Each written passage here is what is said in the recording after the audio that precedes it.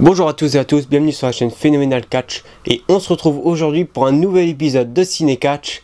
Et aujourd'hui ça va être un épisode légèrement particulier parce que ce ne sera pas un film où l'histoire principale parlera de catch, mais par contre ça met un catcheur en avant. Je l'avais déjà expliqué dans le tout premier épisode de Ciné Catch que des fois ça ne sera pas des films qui parleront que de catch, mais des fois où l'acteur principal c'est un catcheur et généralement ce sont des films pas très connus, hein. Donc vous attendez pas à ce que je critique des Fast and Furious ou des trucs comme ça.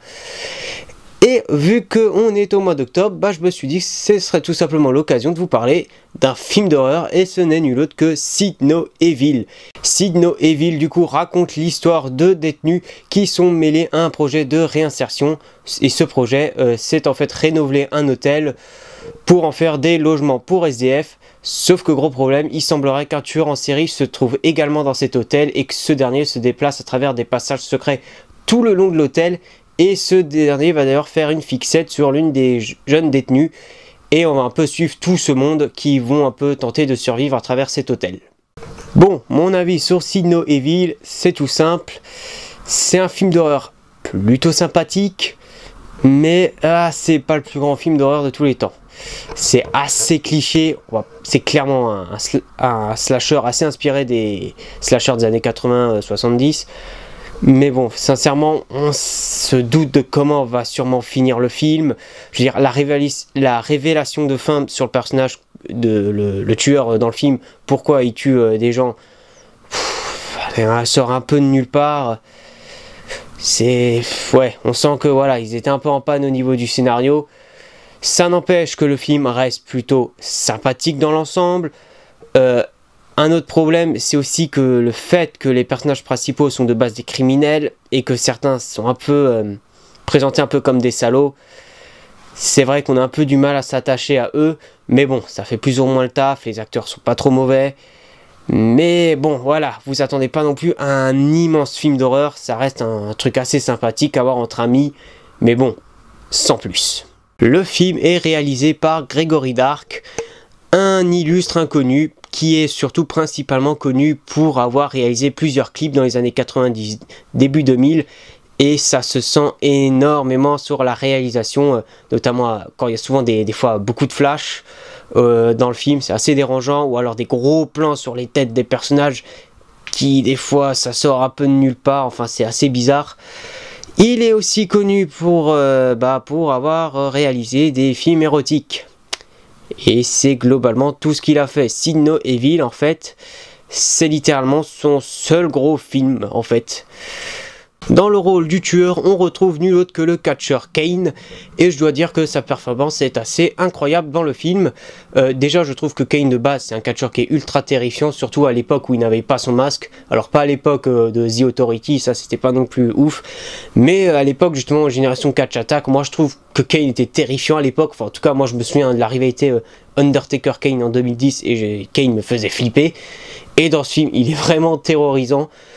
Ils lui ont rajouté des dents pourries, des longs ongles, c'est assez marrant et c'est assez dérangeant à voir. Et franchement, il fait un plutôt bon rôle. Bon, c'est assez proche du personnage du coup de Kane sur les écrans de la WWE. Mais je trouve ça efficace et ouais, personnellement, je trouve que ça fonctionne. Par contre, le reste du casting, c'est juste des illustres inconnus. Littéralement, ils ont presque joué dans rien d'autre. Et du coup, je trouve que voilà, ça sert trop à rien de s'attarder sur le reste du casting. Si, en fait, il y a deux autres acteurs qui, selon moi, sortent un petit peu du lot, notamment Luke Pegler, qui n'a pas joué dans d'autres trucs vraiment connus, et une certaine Christina Vidal, qui a joué dans des séries et des films de Disney qui étaient directement disponibles sur Disney Channel ou ce genre de chaîne. C'est un peu les seuls vrais acteurs selon moi qui sortent du lot au niveau acting, du coup avec Kane. Mais bon, voilà, ils sont pas énormément connus, donc voilà, j'ai pas grand chose d'autre à dire sur eux. La musique du film a été composée par Tyler Bate. Non, pas ce Tyler Bate là, celui-là.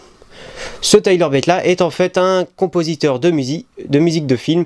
Il a entre autres composé pas mal de films pour James Gunn ou encore Zack Snyder. Et il est aussi musicien et également connu pour être le guitariste et producteur de Marilyn Manson. À l'origine, le film devait s'intituler Good Night, et petite anecdote, c'est l'un des premiers films produits par la société de films WWE Films, qui plus tard sera rebaptisé WWE Studios. Je vais pas trop m'étendre là-dessus parce que j'ai l'intention de faire un épisode spécial sur WWE Studio et WWE Film, car l'histoire est assez intéressante, je trouve, mais bon, du coup, je vais pas tout de suite m'attarder sur ça ici. Il faut savoir également que ce film a eu le droit à une suite, sortie en 2014, Sid No Evil 2, qui voit le retour tout simplement de Kane dans le rôle du tueur. Et il faut également savoir que pendant un moment, un troisième film était envisagé, sauf que bon, depuis quelques années, le projet semble complètement mort et ce n'est apparemment plus du tout une priorité désormais pour WWE Studios. Et du coup, j'en ai déjà terminé avec Sid No Evil. Film où j'avais pas non plus énormément de choses à raconter. Moi j'aime bien, généralement vous l'avez vu je pense dans les anciens épisodes, toujours trouver des petites anecdotes à raconter. Et c'est vrai que pour celui-là, vraiment il n'y a pas non plus énormément d'anecdotes à raconter. C'est assez dommage.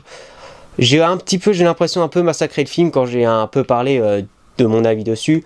Ça n'empêche que ça reste un film que j'apprécie pas mal. C'est pas non plus mauvais. Mais bon, voilà, c'est un film d'horreur assez lambda, un peu oubliable. Mais bon, ça fait quand même passer un très bon moment. Et puis, je dois vous avouer, c'est un des premiers films d'horreur que j'ai vu. C'est pas le premier, mais il fait partie des tout premiers films d'horreur que j'ai pu voir dans ma vie.